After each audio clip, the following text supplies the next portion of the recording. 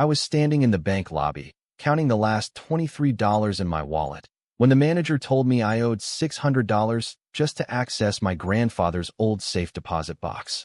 At 49, I was broke, unemployed, and my Uncle Victor had just stolen everything my grandfather built. But what I found in that box proved my uncle had been lying for 15 years. My name is Oliver, and this is the story of how a forgotten safe deposit box toppled a $500 million empire of deceit. I stood there in my only decent shirt, the one I'd saved for job interviews, sweat already soaking the underarms from the 4-mile walk after my car died that morning. The bank manager looked at me with that special mix of pity and impatience reserved for people who can't pay their bills. Around us, other customers conducted their normal Tuesday business, oblivious to the fact that my entire family's legacy hinged on whether this woman chose mercy or protocol. $23. That was all that stood between me and the truth about why my grandfather, Harold Bennett, the man who built Bennett Transport from a rusty single truck into a nationwide logistics empire, had supposedly left everything to my Uncle Victor, leaving nothing for the rest of us. Not for me, his grandson, who spent every summer riding in those trucks. Not for my sister Emily, who learned the books at age 12.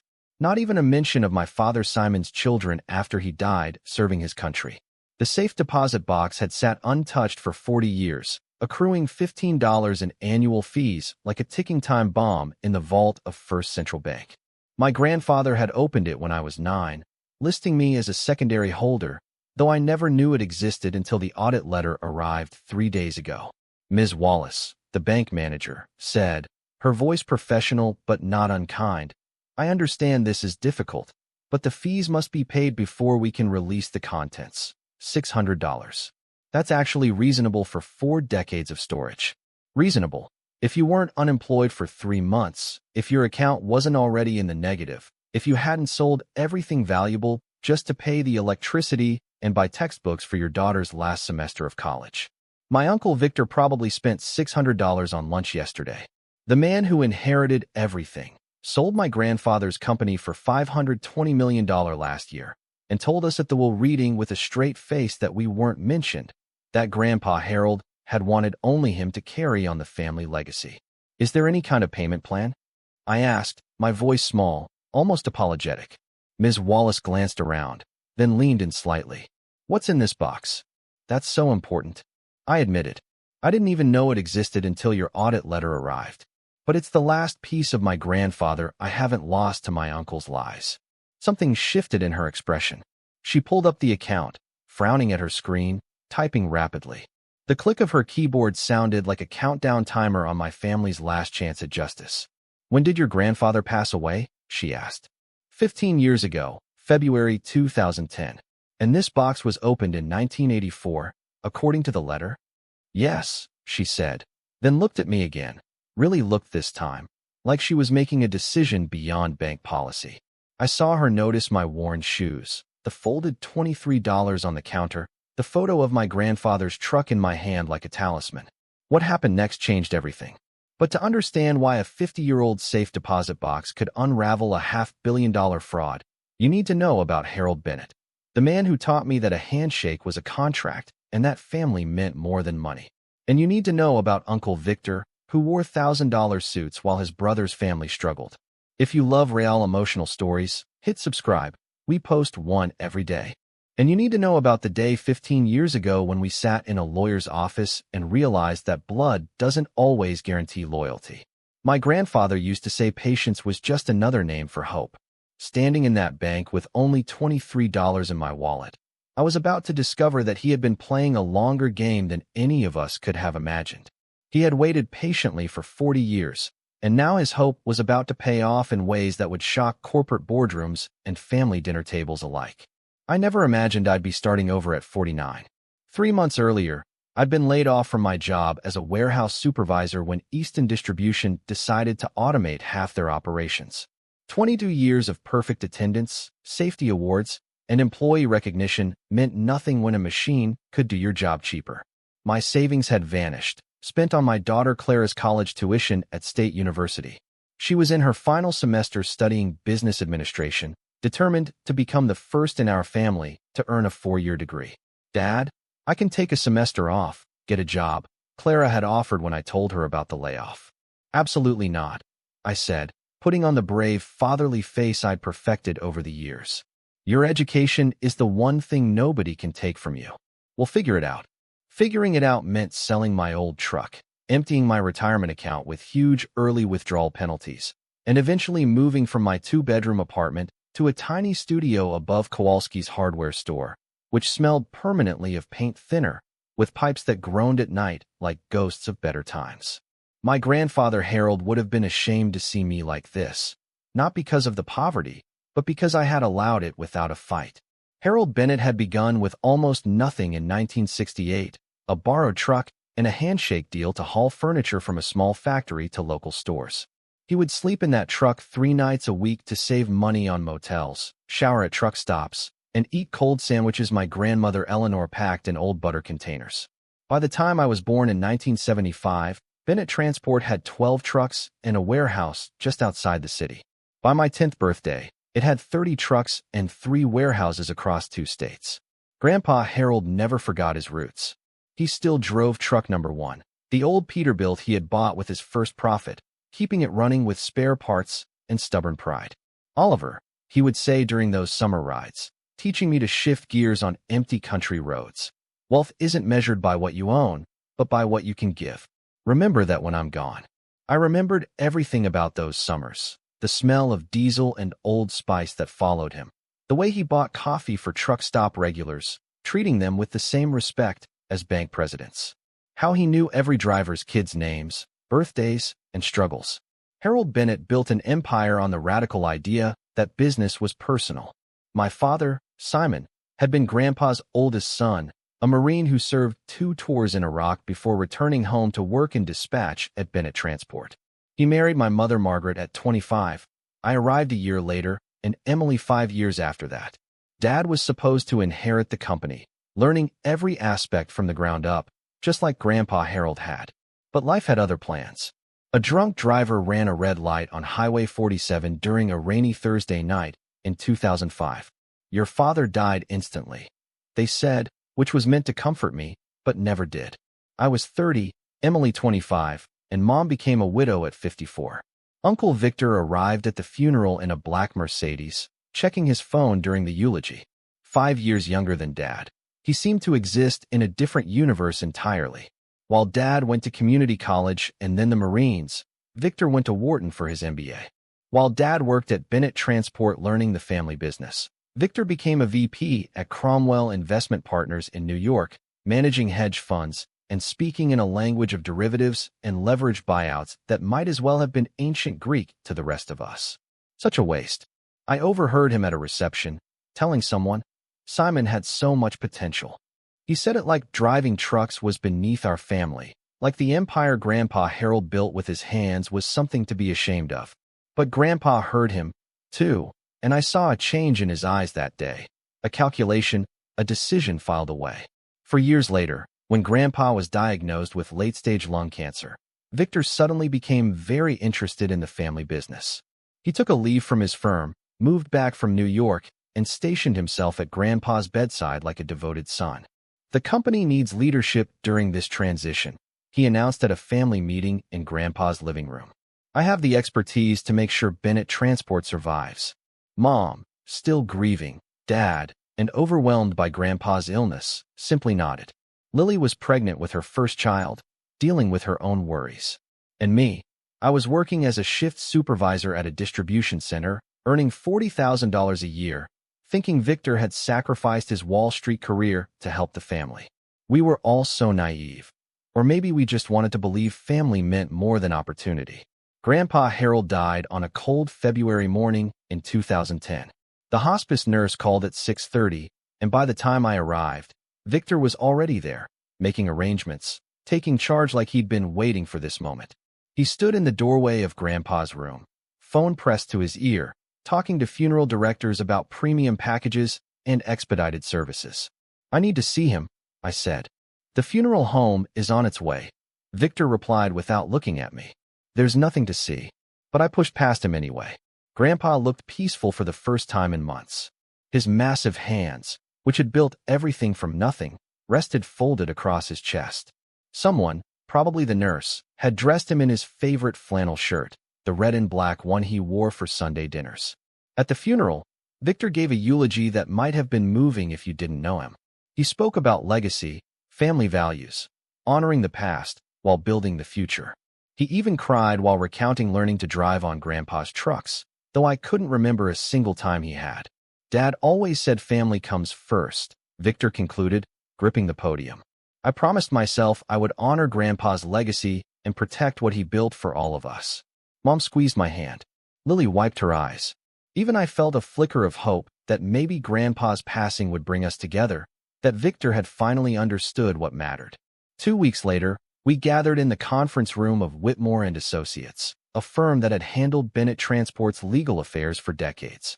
Mr. Whitmore, a thin man with wire-rimmed glasses who had known Grandpa since the early days, shuffled papers nervously on the mahogany table. I want to start by saying how sorry I am for your loss, he began, avoiding eye contact. Thank you, Mom said softly. He picked up a document, his hands trembling slightly, the last will and testament of Harold Bennett, dated December 15, 2009. December 15th, just 2 months before he passed, when the cancer had spread and medication often left him confused. To my son, Victor James Bennett, Mr. Whitmore read, voice flat. I leave full ownership and control of Bennett Transport, all associated real estate, equipment, contracts, and assets, as well as my personal investment portfolio and remaining property. The silence that followed was so complete I could hear the fluorescent lights buzzing overhead. What about the rest of us? Mom finally asked, her voice small and uncertain. Mr. Whitmore cleared his throat. There are no other beneficiaries named in the will. That's impossible, Emily said, hand resting protectively over her pregnant belly. Grandpa always said the company would be split between his children. Dad would have received half if he were alive. You were never mentioned in the will, Victor said, his tone dripping with the practiced sympathy I had heard at the funeral. Neither Oliver nor Emily were included. According to Victor, Grandpa had decided I alone had the knowledge and skill to grow and preserve the business. But Simon was your brother, Mom said, tears beginning to streak her face. Harold loved him. He wouldn't just forget his grandchildren. Victor slid a copy of the will across the table. There it was in black and white. Grandpa Harold's shaky signature at the bottom, witnessed by 2 nurses I didn't recognize. The decision had been made when he was of sound mind, Victor explained. He claimed I had the business expertise needed to ensure Bennett Transport survived and thrived. This is about money, I said, finally finding my voice. You convinced a dying man to rewrite his will for your benefit. Be very careful making accusations you can't prove, Victor replied, his mask slipping just enough to reveal something cold underneath. This will was properly executed and witnessed. Any challenge would be costly, drawn out, and ultimately futile. Mr. Whitmore avoided our eyes entirely, shuffling and rearranging his papers while Victor explained how he'd be generous, offering each of us a small severance payment, $25,000, just enough for funeral costs and transition expenses. That's conscience money, I said, standing. You stole everything and offer us scraps. I'm giving you more than you're legally entitled to, Victor said, coolly. Take it or leave it. Lily was sobbing. Mom sat frozen, staring at the will as if staring hard enough might rewrite it. I realized then that Victor had won before we even knew there was a fight. Over the next 15 years, I watched from the sidelines as Victor transformed Bennett Transport into something Grandpa Harold would never have recognized. He fired drivers who had dedicated decades to the company, replacing them with contractors who had no benefits, no loyalty. He sold the old trucks, including Grandpa's original Peterbilt, to collectors and scrapyards. Local routes, once the company's backbone, were abandoned in favor of long-haul contracts that squeezed every penny from vendors. The financial press adored him. Victor Bennett modernizes family logistics firm, the headlines read. From trucks to tech, how Bennett Transport became a $500 million algorithm. Mom died in 2021, never recovering from what she saw as betrayal. She spent her last years in a Medicaid-covered nursing home, while Victor purchased a $15 million estate in Westchester County. Emily moved to Oregon with her children after her divorce, cutting ties entirely, too wounded to maintain connections that reminded her of what we'd lost. And me? I kept working warehouse jobs, each one a little worse than the last, as automation devoured the industry. I raised Clara alone after my wife Cheryl left, unable to handle my bitterness at how things had turned out. Every Christmas, Victor sent a card with a $1,000 check, his signature flourishing as though doing us a favor. I cashed them because I needed the money, but each felt like swallowing poison. Then, 3 days ago, everything changed. A letter from First Central Bank arrived on a Tuesday, mixed in with past due notices and grocery store circulars. I nearly tossed it, assuming it was another credit card offer I couldn't accept. But the embossed seal caught my eye, the mark of a bank that had been around since Grandpa's time. Dear Mr. Oliver Bennett, it began. We are conducting a mandatory audit of dormant safe deposit boxes as required by state banking regulations. Our records indicate that Box 4047, registered to Harold Bennett with you listed as a secondary holder, has not been accessed since its opening in 1984. I would have been 9 years old. The same year Grandpa took me on my first real trucking run, a 3-day haul to Chicago and back. The same trip where I helped him change a blown tire in the middle of nowhere, refusing his offer of $5 because, as I told him, family helps family for free. The letter continued. Accumulated annual fees of $15 per year, over 40 years, totals $600. Please remit payment within 72 hours or the contents will be transferred to the state as abandoned property under Banking Code Section 1500. $600. It might as well have been $6,000. I had exactly $23 in my wallet, $17 in my checking account, and a maxed-out credit card I had stopped answering calls from. Yet something about this safe deposit box, its timing, the fact my name was on it, made my hand tremble. I called the bank immediately. The customer service representative transferred me to Ms. Bethany Wallace, the branch manager. Mr. Bennett, she said after I explained, I can see the box in our system. Opened August 15, 1984, by Harold Bennett. You are listed as a secondary holder with full access rights upon the primary holder's death. But I was 9. Why would he put my name on it? I couldn't say, sir, but the fees must be paid in full before access. Can I set up a payment plan? I recently lost my job and things are tight. There was a pause. I'm sorry, Mr. Bennett, Ms. Wallace said, but bank policy requires full payment. You have until Friday at 5 p.m., 72 hours, to submit $600. I hung up and did what I'd sworn I'd never do. I called Clara. Dad, what's wrong? She asked. I never called during her classes unless it was an emergency. Nothing's wrong, sweetheart. I just need a small loan, $50, if you can spare it. Dad, you paid my tuition when you didn't have it. I can Venmo you right now. Is 50 enough? The shame burned my throat. It's enough. Thank you. Next, I went to Gary's pawn on Riverside, carrying my father's watch, the Omega Seamaster he wore in Iraq. Gary, who had known our family for years, offered me $200 without haggling, his way of being kind. You sure about this, Oliver? That watch means a lot. It's just for a few days, I lied. I'll be back for it. I sold plasma twice, $40 each time. Cleaned out rain gutters for Mrs. Patterson next door, earning $50. Posted on TaskRabbit for any immediate jobs, and got hired to move furniture for a college student, another $100. By Thursday night, I had $570, still $30 short. Then my car, my ancient 2004 Chevy Malibu, with 237,000 miles, gave up. The transmission had been slipping for months, and Friday morning, it died completely as I tried to start it. The corner mechanic quoted $300 just to inspect it properly. I laughed, sitting in the dead car at 7 a.m., 5 hours until the bank's deadline. Cosmic cruelty or cosmic humor? I chose to laugh rather than cry. I walked 4 miles to First Central Bank, my good shirt soaked with sweat, carrying $570 in various bills stuffed in different pockets because I'd been paranoid about losing it all at once. The August heat made the sidewalk shimmer. By the time I pushed through the bank's revolving doors, I looked like someone who had been fighting a losing battle with life, which wasn't far from the truth. Ms. Wallace waited at her desk, a woman in her 50s with kind eyes and silver hair pulled back neatly.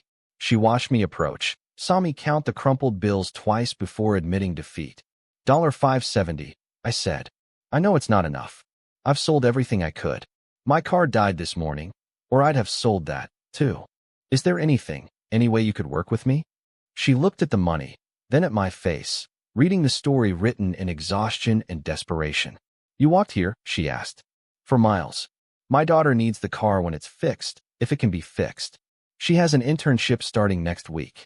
I straightened, trying to salvage some dignity. Look, I understand you have policies, but this safe deposit box might be the only thing my grandfather left directly to me. My uncle took everything else. Your uncle? Victor Bennett? He inherited Bennett Transport and sold it last year for $500 million. Her eyebrows lifted slightly. And you're here with $570 trying to pay a $600 fee? Family's complicated, I said, the understatement of the century. Ms. Wallace turned to her computer, typing quickly. Then she rose, walked to a filing cabinet, and pulled out a leather-bound ledger, one of those old books banks kept before everything went digital. She flipped through it, her finger tracing columns of handwritten entries. Mr. Bennett, she said slowly, there appears to be an error in our system. According to this original ledger, the fees for Box 4047 were prepaid through 2025, 40 years in advance, paid in cash by Harold Bennett on the day he opened it. We both knew she was lying, but her kindness was so unexpected I gripped the edge of her desk to steady myself. The audit letter was sent in error, she continued, voice professional but warm. I apologize for the inconvenience. Would you like to access your box now? She led me to the vault, a massive steel door that belonged in a heist movie. Inside, hundreds of metal boxes lined the walls. Using her master key along with the key from the audit letter, she pulled out Box 4047. I'll give you privacy, she said, showing me to a small viewing room. My hands trembled as I lifted the lid. On top sat 50 gold Krugerrands, South African coins that gleamed despite 4 decades in darkness, each from the 1970s. I knew enough to recognize they were worth at least $2,000 each, possibly more. Beneath the gold lay a certificate for 1,000 shares of Apple stock purchased September 13, 1985. Original IPO shares, never sold, never split. My mind couldn't calculate their value now, but it had to be millions. At the bottom were 2 envelopes. The first was marked, to my grandson Oliver, to be opened only in the presence of injustice. The second, smaller, read second. I tore open the first. Grandpa's handwriting, shaky but determined, filled 2 pages. Oliver, if you are reading this, then Victor has done what I feared he might. During my illness, he brought papers claiming treatment authorizations, insurance forms, and powers of attorney. I was on morphine and fentanyl, barely conscious most days. I signed whatever he presented because I trusted my son. Later, during a clear moment, my nurse Beatrice showed me what I'd signed. A new will leaving everything to Victor. By then, I was too weak to fight, too close to death to spend my final days in court. But I wasn't too weak to plan. The gold was my father's, your great-grandfather's. I never trusted banks after the Depression and kept it hidden from everyone, even my wife. The Apple stock was a gamble I took with cash, secretly, so there would be something outside the company Victor couldn't touch or even know about. Most importantly, on October 15, 2009, I recorded everything. 90 minutes of me explaining what Victor did, how he did it, and my true wishes. Beatrice witnessed and notarized the statement. That recording and all documentation are in a sealed file at Whitmore Law. Tell Whitmore to open the Bennett contingency file. He has been waiting. The company was always meant for you, Oliver. You understood what we built. It wasn't about money. It was about promises kept, workers treated fairly, handshakes that meant something. Victor wanted wealth. You wanted work. There's a difference. Use the Apple stock to fight. Use the gold for your family. Use the recording to restore justice. I'm sorry I couldn't fix this while alive, but sometimes the longest route is the only way home. Your grandfather, Harold. P.S. I put your name on this box the day you helped with that tire and refused the money. You were 9. You said family helps family. You remembered what mattered. You always did. I opened the second envelope with shaking hands. It was shorter, written the same week he had opened the safe deposit box in 1984. Oliver, I knew you'd find this when the time was right. That's the thing about truth. It waits patiently for its moment. By now you've learned patience and justice are old friends. They take their time, but they always arrive together. Remember that your children deserve to know their great-grandfather loved them, even from beyond, especially from beyond. I drove straight to Whitmore Law in Ms. Wallace's car. She had insisted on lending it to me when she saw I was planning to walk. The old lawyer's face went completely white when I walked into his office and said 5 words, "Open the Bennett contingency file." "Thank God," he whispered. And for the first time in 15 years, he looked me in the eye. "I've been waiting for you to walk through that door every single day since your grandfather's funeral." He retrieved a locked metal box from his office safe, hands trembling as he opened it. Inside were 3 DVDs, a stack of notarized documents, and medical records showing exactly what medications Grandpa had been on when he supposedly signed the new will. "Why didn't you say anything at the will reading?" I asked, though part of me already knew. "Victor threatened to destroy my practice if I revealed this," Whitmore admitted. "He had powerful clients who could have ruined me overnight. Your grandfather knew this would happen. He told me to wait for you, that you'd find the safe deposit box when you were ready to fight. He said, justice delayed isn't justice denied if it protects the innocent in the meantime." We watched the recording together. Grandpa lay propped up in his hospital bed, clear-eyed despite his illness, speaking directly to the camera. Beatrice Yarrow, his hospice nurse, held his hand as he detailed everything. How Victor had visited only when he needed signatures, waited until the morphine peaked, guided Grandpa's hand when he was too weak to hold the pen properly. "My true will," Grandpa said on the recording, "divides Bennett Transport equally among my grandchildren, with Oliver as executive. The company was built on trust and should be run by someone who understands that trust matters more than profit margins." The Apple stock was worth $12 million after all the splits and growth.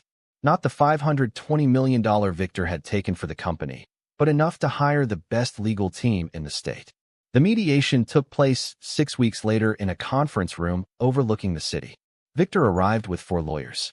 I had 2, plus the recording, plus Beatrice Yarrow's testimony via video link from her nursing home in Florida, where she lived at 91 with a memory sharp as surgical steel. "You can't prove it was forged," Victor shouted as he realized we weren't bluffing. His composed executive mask finally cracked. "We don't have to prove forgery," my lead attorney responded calmly. "We just have to prove undue influence on a medicated, dying man. The recording does that perfectly. Or we can go to trial and let a jury of working people decide who they believe. The grandson who worked warehouses or the son who made $500 million off his dying father's signature." The settlement was sealed. But I can share this much. Clara graduated debt-free and started her own nonprofit helping first-generation college students. She's getting married next spring, and money will no longer be a concern. My sister Emily returned from Oregon, opened the restaurant she'd dreamed about since culinary school, and named it Harold's Table. Every Friday, she serves free meals to truckers, honoring the people who helped build Grandpa's dream. I started Bennett's Promise Logistics with 3 trucks and 5 drivers. All former Fleet Forward employees Victor had let go. We're small, but growing the right way, the way Grandpa would have wanted. Every driver gets benefits, profit sharing, and respect. Their kids' names go on my office wall next to their photos, just like Grandpa used to do. Victor still has his millions, living in his Westchester estate. But last month, his son Garrett called me out of the blue. "Uncle Oliver," he said, "I know what my father did was wrong. I want to learn the business the right way, from the ground up, the way great-grandpa Harold would have wanted." I hired him as a driver. He's actually good at it. Shows up early, treats the senior drivers with respect. Last week, he helped change a tire on the highway and wouldn't take extra pay. "Family helps family," he said. I had to walk away so he wouldn't see me tear up. Ms. Wallace, the bank manager who chose kindness over policy, deserved my thanks. Turns out her own father had been cheated decades ago, left with nothing but debt and regret. "Sometimes," she told me over coffee, "we get to be the kindness we once needed." She was right. That $600 fee she waived didn't just open a box. It opened a door to justice waiting 40 years to swing wide. I keep exactly $600 cash in my office safe now, not for security, but as a reminder that sometimes the smallest acts of mercy can topple empires built on lies. And if someone ever comes to me needing help, that one break that changes everything, I'll be ready. Grandpa Harold was right. Patience and justice are old friends. They took their time with Victor, but when they finally arrived, they brought the whole truth with them. And truth, as it turns out, is worth more than $500 million. It's worth being able to look your daughter in the eye and tell her integrity isn't just a word in a mission statement. It's worth sleeping soundly knowing you've earned what you have. It's worth everything. The company motto at Bennett's Promise Logistics, painted on our trucks, is simple: family helps family. Not because we're all related by blood, but because in the end, that's what Grandpa's legacy was really about, treating everyone like they matter, because they do. If this story resonated with you, if you've ever had to fight for what was rightfully yours or witness justice taking its sweet time to arrive, I'd love to hear about it in the comments. Share this video with someone who needs to remember that truth always finds a way, even if it takes 40 years and a kind bank manager to unlock it. And if you want more stories about family, justice, and the unexpected ways life balances its books, subscribe to the channel. Thank you for listening to my story. Remember, sometimes the longest route really is the only way home.